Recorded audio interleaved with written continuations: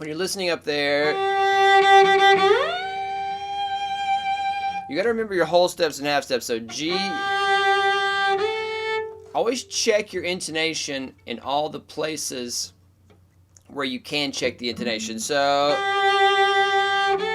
now you don't want to get in the habit of playing this as a harmonic. You want to play a stop string, but you want to use the harmonic to check your intonation. So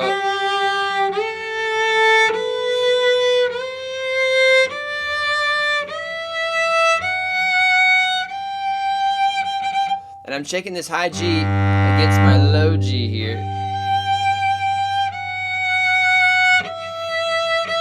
And also this E right here, this first finger is a harmonic.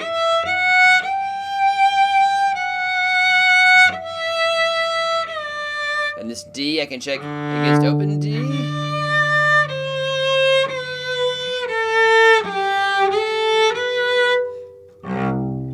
Sorry. Yeah. C natural. D.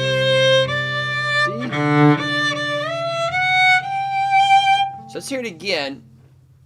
And I want you to check all these notes. I want you to check your C natural against your open C. I want you to check your D here against the D. The E, check it with the harmonic. Alright, and then check this high G with your open G string down there.